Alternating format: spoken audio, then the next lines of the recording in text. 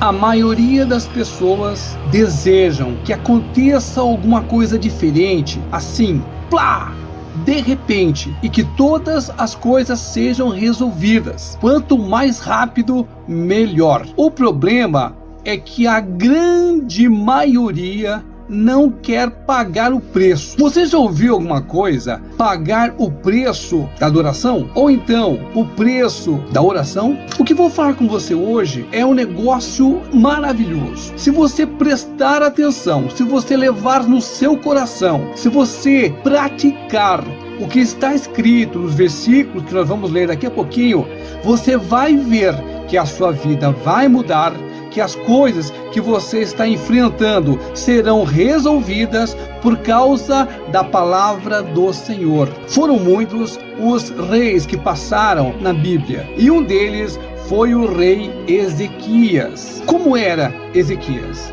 Vamos ler então, 2 Reis, versículo 18, do 1 até o 7. Diz assim: E sucedeu que, no 3º ano de Oséias, filho de Elá, rei de Israel, começou a reinar Ezequias, filho de Acás, rei de Judá. Agora nós vamos ler do 3 até o 7, tá? E fez o que era reto aos olhos do Senhor, conforme tudo o que fizera Davi, seu pai. No Senhor, Deus de Israel, confiou, de maneira que depois dele não houve, preste atenção no que está escrito aqui, olha, no Senhor, Deus de Israel, confiou, de maneira que depois dele não houve quem lhe fosse semelhante entre todos os reis de Judá, nem entre os que foram antes dele. Porque se chegou ao Senhor, não se apartou dele e guardou os mandamentos que o Senhor tinha dado a Moisés.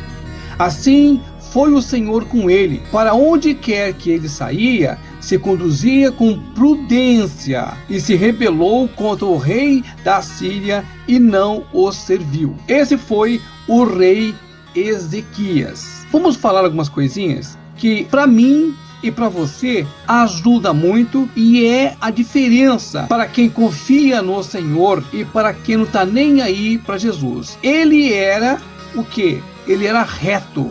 A Bíblia diz no versículo 3: E fez o que era reto aos olhos do Senhor, conforme tudo o que lhe fizera a Davi, seu pai.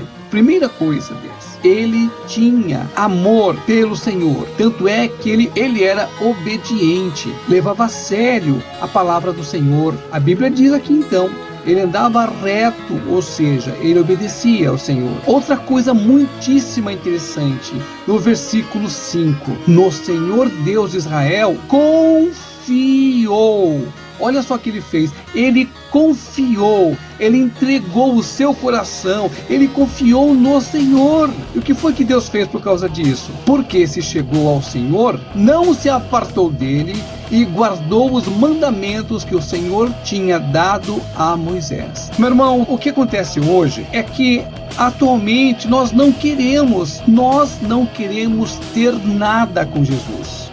Nós queremos apenas viver uma coisa após outra e não queremos assumir nada com Jesus. O grande segredo deste rei é justamente o contrário. Ele tinha amor ao Senhor.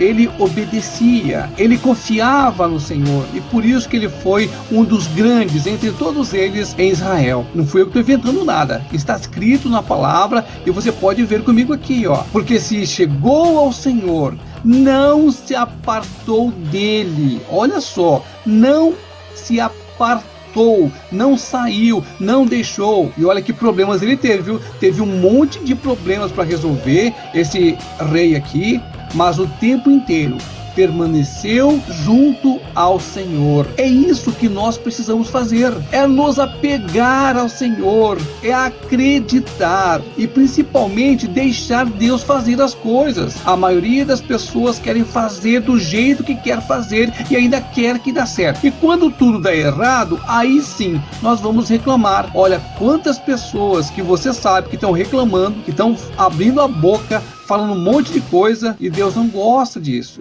Ao contrário, Deus quer que nós entendamos a vontade dele. Nós fomos criados para servir ao Senhor. É por isso que Ezequias fez muito sucesso.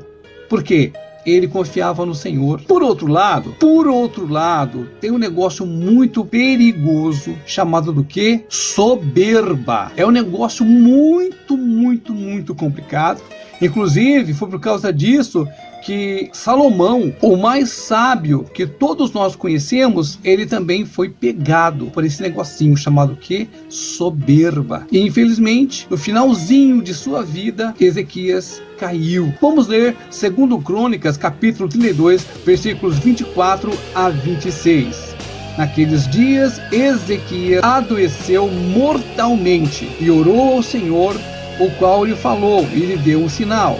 Mas não correspondeu Ezequias ao benefício que lhe fora feito, porque o seu coração se exaltou. Por isso veio grande ira sobre ele e sobre Judá e Jerusalém. Ezequias, porém, se humilhou perante a exaltação do seu coração, ele e os habitantes de Jerusalém. E a grande ira do Senhor não veio sobre eles nos dias de Ezequias. Vamos agora falar para você o que é esse negócio de soberba. O que é se exultar? Se exultar no coração significa se encher de orgulho, vaidade e arrogância. É pensar que é melhor ou mais importante do que os outros e que não precisa de Deus. É esquecer de reconhecer a graça e a bondade de Deus na sua vida e atribuir a si mesmo o mérito e a glória. É um pecado grave aos olhos do Senhor nosso Deus, pois contraria o seu caráter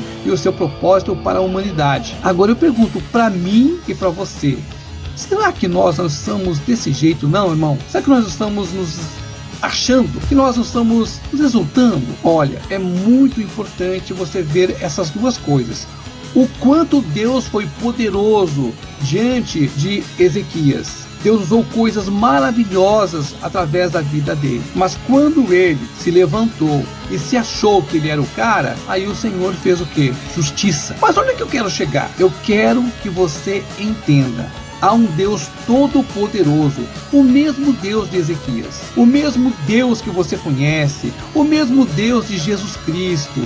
Ele está aqui, está comigo, está com você. Ele nos ama. E o que ele quer? Que façamos igual Ezequias. E o que ele fazia? Ele amava o Senhor, ele obedecia, ele se apegava ao Senhor. E por isso que ele foi tão cheio de sucesso. Ao mesmo tempo, quando ele ficou um pouco mais velho e que ele começou a se achar, o Senhor Deus simplesmente fez a justiça diante de Ezequias. Vamos acordar para a nossa vida? Vamos buscar mais o Senhor? Você está tendo tempo para louvar? Você tem tempo para ler a palavra? Você tem conversado com o Senhor Jesus?